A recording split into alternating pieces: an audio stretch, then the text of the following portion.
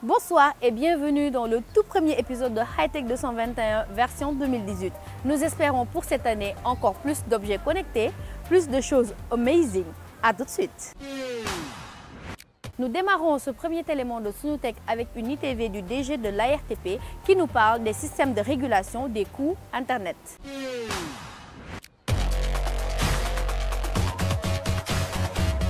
Les décisions qui ont été prises par l'autorité de régulation s'articulent autour de 4 à 5 points. Le premier point, c'est de mettre en place dans les jours à venir l'observatoire des tarifs. L'autre point, c'est que nous avons acquis un outil qui s'appelle le tarif tracker. Le deuxième point qui va nous permettre bien entendu d'arriver à une baisse des tarifs et de l'Internet et de la voix, c'est le dégroupage de la boucle locale avant juin 2018.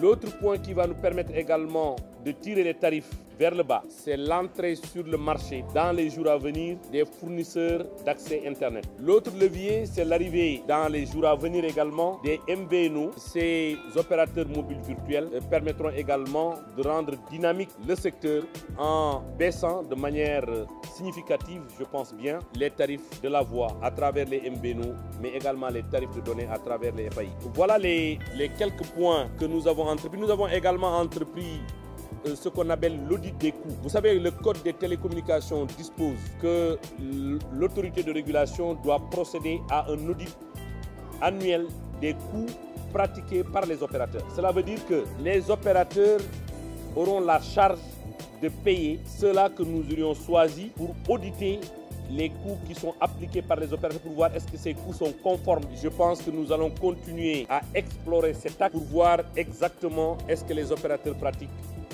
les coûts qui sont appliqués. Nous avons également procédé à une baisse en 2014 de l'ordre de 18% les tarifs des liaisons d'interconnexion avec les opérateurs. Cela devait être répercuté également sur les tarifs. Nous avons en 2015 procédé à une haute baisse de 18%, ce qui fait au total entre 2014 et 2015, nous avons baissé de 36% les tarifs des liaisons d'interconnexion. L'autre élément qui pose aujourd'hui problème, sur lequel nous sommes en train d'échanger avec les opérateurs, c'est l'autorité de régulation veut encadrer les tarifs de promotion. Ces tarifs on-net, off-net qui sont appliqués de part et d'autre par les opérateurs ne sont pas forcément les tarifs qui sont appliqués aux clients à cause des promotions qui sont faites à tour de bras et qui échappent au contrôle de l'autorité de régulation. Il faudrait qu'on s'arrête et qu'on examine cette question pour que nous puissions encadrer les promotions et par ricochet encadrer les tarifs des opérateurs titulaires de licence. Je vais vous laisser avec M. Aïdara qui va nous parler de la campagne de sensibilisation Parlons Cyber, ceci pour défendre les populations sénégalaises.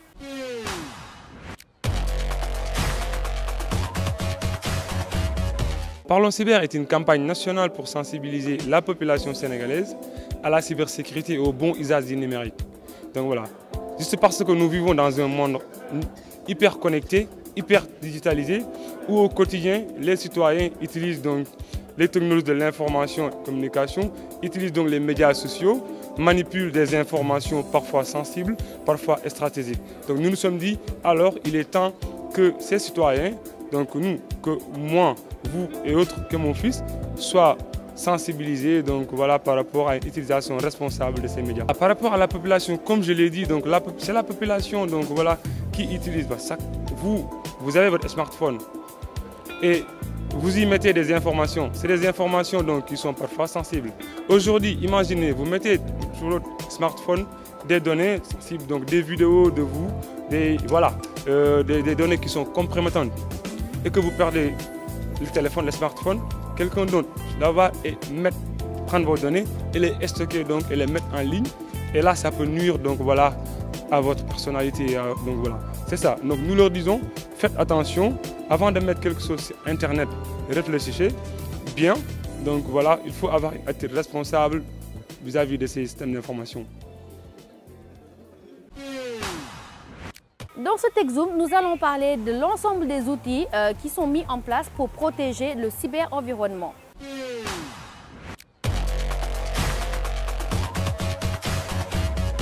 Oui, j'ai été une fois victime des logiciels d'espions. Je n'ai jamais été victime de logiciels espions à travers le net. Je n'avais pas été victime d'un logiciel espion, mais quand même d'une application espionne.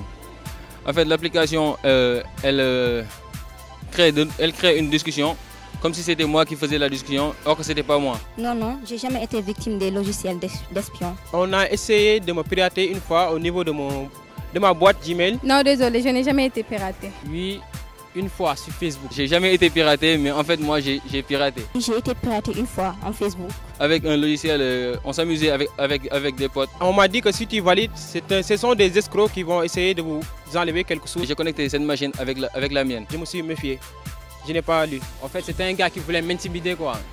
Un gars du quartier qui voulait m'intimider. Je me suis amusé à jouer avec le Facebook de notre gars. Mon ordinateur a été déjà endommagé par un logiciel malveillant. Mon ordi n'a jamais été victime de cela. Oui, mon ordinateur a été une fois endommagé. C'est plusieurs fois même. Oui, effectivement, mon ordinateur a une fois rencontré un problème concernant un logiciel que j'avais téléchargé qui se nomme Adobe Reader. C'était juste un antivirus. Ça s'est installé automatiquement au niveau de la machine.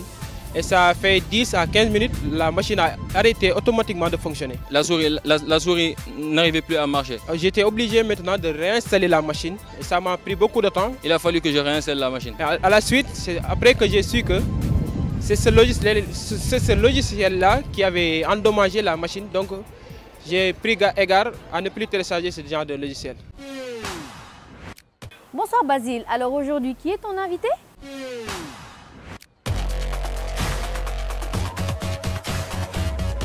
Mamadou Niane, bonjour. Bonjour. Vous êtes le directeur des affaires juridiques du contentieux et de la conformité au niveau de la CDP. Alors avant de commencer l'émission, est-ce que vous pouvez nous expliquer un peu, revenir un peu sur la signification et les objectifs de la CDP? Merci M. Niane. Je vous remercie de m'avoir invité dans votre émission Hightech 221. La CDP a été créée en 2008. Par la loi 2008-12 du 25 janvier 2008 qui porte sur la protection des données à caractère personnel. C'est une autorité administrative indépendante, c'est-à-dire c'est une autorité qui est rattachée à l'administration sénégalaise mais qui a une certaine autonomie de fonctionnement et qui est créée juste pour protéger, informer, sensibiliser, contrôler la conformité, en fait tous les aspects juridiques, organisationnels et techniques liés au traitement de données à caractère personnel. Donc là, on peut dire que la CDP est vraiment une structure de l'État. Ça n'a rien à voir avec... C'est une structure de l'État, mais qui est autonome. Autonome. Oui. D'accord. Alors, vous êtes dans le cadre de tout ce qui est juridique. Est-ce qu'aujourd'hui, on peut dire que la CDP est en bonne position pour garantir en fait la sécurité des Sénégalais par rapport à la protection de leurs données? Oui, si on part du postulat qu'une sécurité absolue n'existe pas, une sécurité adéquate existe. La CDP a les outils juridiques, les outils technologiques pour assurer une sécurité adéquate aux citoyens sénégalais. Alors aujourd'hui, on remarque qu'au Sénégal, il y a énormément d'aspects juridiques. Juridiques en termes dans les entreprises, on parle de fuite de données. Est-ce que ça entre dans le cadre de vous, ce que vous faites au niveau de la CDP? Oui, effectivement, je suis désolé du langage juridico-juridique des formations professionnelles. L'article 71 de la loi donne des obligations qui se rapportent à la sécurité informatique. Donc tout le dispositif informatique des entreprises, des collectivités locales, des écoles, des PME, PMI, TPE, etc. doivent être organisés d'une certaine manière afin de garantir l'intégrité et la légitimité du traitement des données à caractère personnel. La CDP n'est pas là simplement pour les entreprises.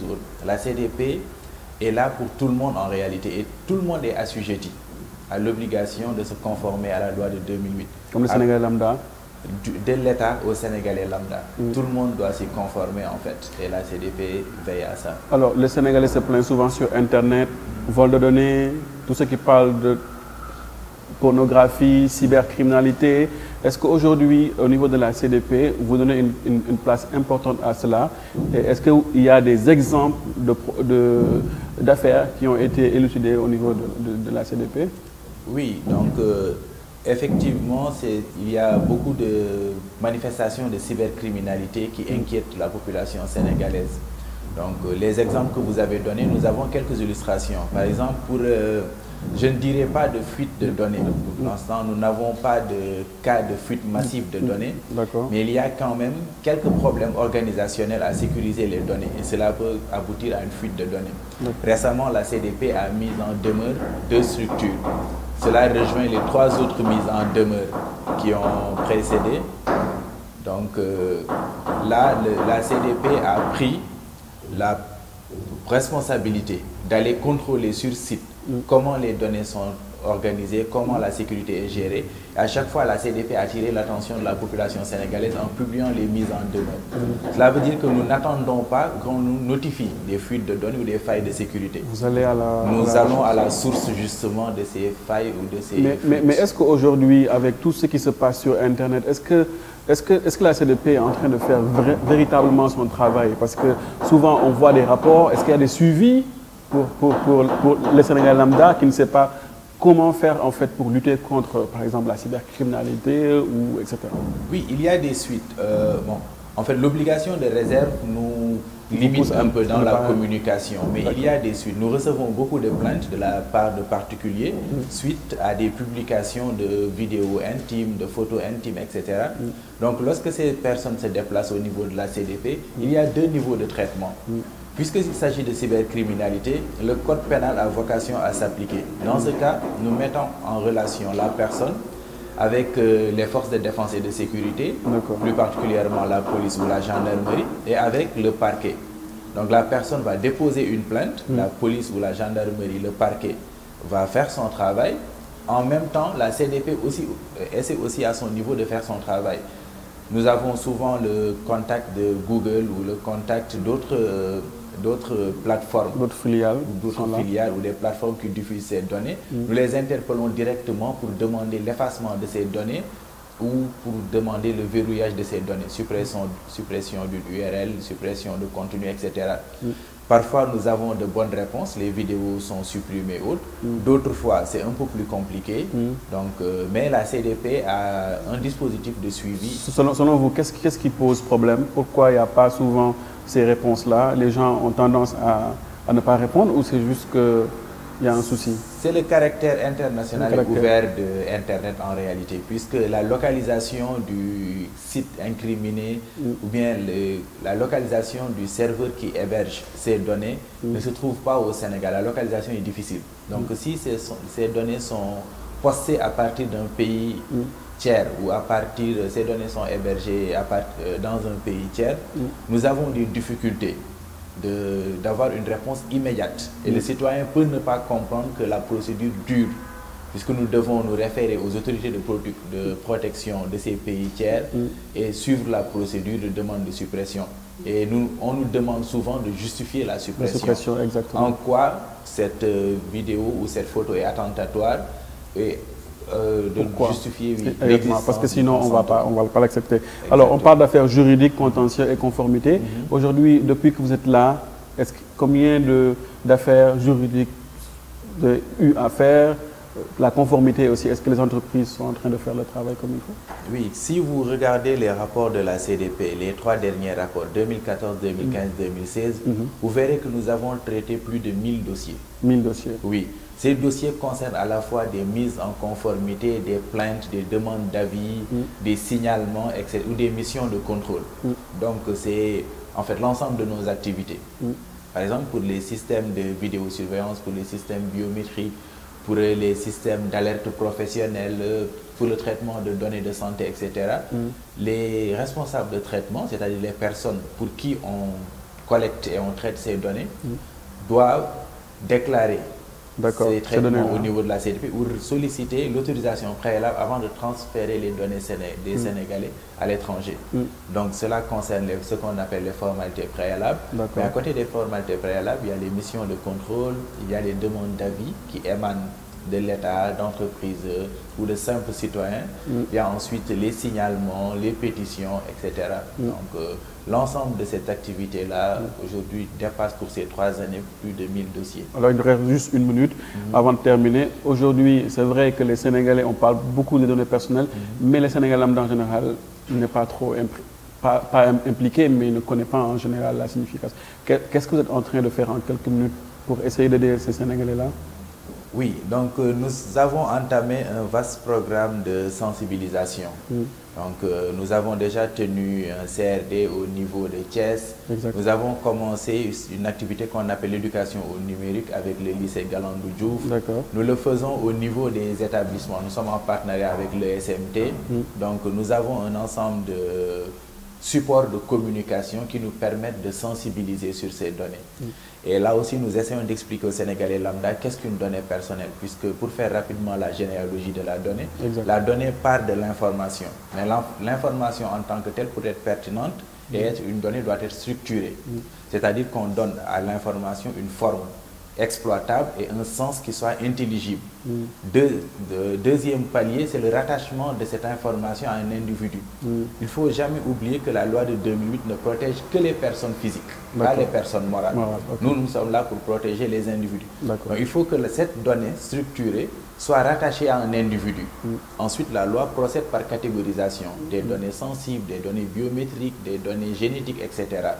Donc, nous faisons le départ entre l'information, la donnée qui est neutre, la donnée personnelle et la donnée personnelle qui est sensible. Donc à chaque donnée correspond un niveau de protection adéquat. D'accord. Aujourd'hui, en 2 mots, le Sénégalais qui a envie, en quelque sorte, qui est attaqué, que ce soit perte de données, que ce soit des sites pornographiques et autres, qu'est-ce qu'il doit faire pour être en contact avec la CDP? En 2 mots. En 2 mots, le site internet de la CDP est disponible et donne tous les moyens de contact. Email, courrier, visite sur place. Et il y a beaucoup de moyens de nous contacter. cdp.sn. Et vous répondez automatiquement? Oui. Merci, Monsieur Niane, d'avoir accepté notre invitation. Je vous en prie, Monsieur Niane, c'est moi qui vous remercie. Dans Tech Tips, les visages se suivent mais ne se ressemblent surtout pas. Alors après M. Amar Ndoye et M. Samaké, je vais vous laisser avec Idi Diallo qui va nous parler aujourd'hui du sujet du jour.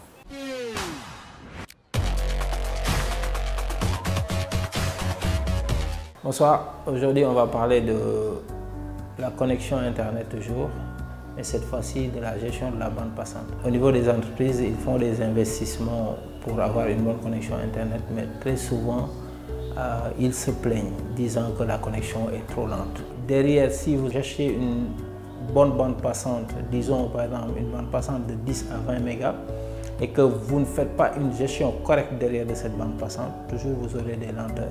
Maintenant, en tant qu'entreprise, ce serait bien de faire appel à des spécialistes qui vont vous gérer cette bande passante. Parce que sinon, je donne un exemple très simple. Vous avez une connexion de 30 mégas et dans votre réseau, s'il y a une seule personne qui utilise un logiciel peer-to-peer, vous aurez une connexion très lente. Ce qui peut vous aider, c'est de faire ce qu'on appelle la gestion de la bande passante et ensuite octroyer, si vous voulez même, un débit par rapport à une telle utilisation, par rapport à un domaine au niveau de votre entreprise. Comme ça, vous allez plus bénéficier, par exemple, de la rapidité de la connexion Internet. C'était tout aujourd'hui. On se retrouve la prochaine fois pour de nouveaux tips. Nous démarrons avec du lourd. Nous démarrons avec un gant de réalité virtuelle conçu avec un tissu intelligent en silicone.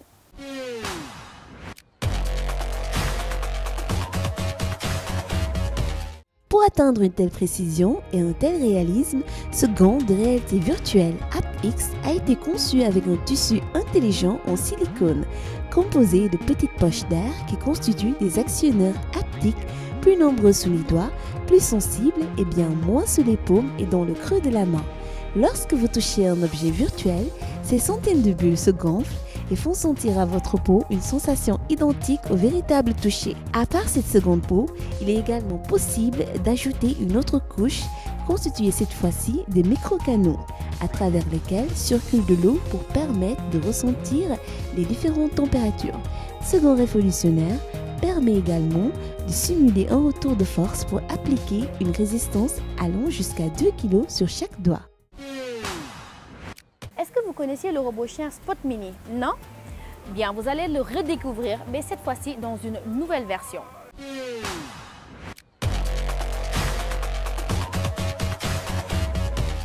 Boston Dynamics vient de dévoiler une nouvelle version de son robot quadrupède Spot Mini. Spot Mini est désormais doté d'un carénage jaune qui lui donne une allure un peu plus avenante. On remarque aussi la présence de 2 nouveaux capteurs situés sur la face avant qui semblent être des caméras 3D lui servant vraisemblablement à modéliser son environnement. Comme d'habitude, avec ce genre de démonstration de Boston Dynamics, on ignore si le robot se déplace de façon autonome ou s'il est télécommandé par un opérateur.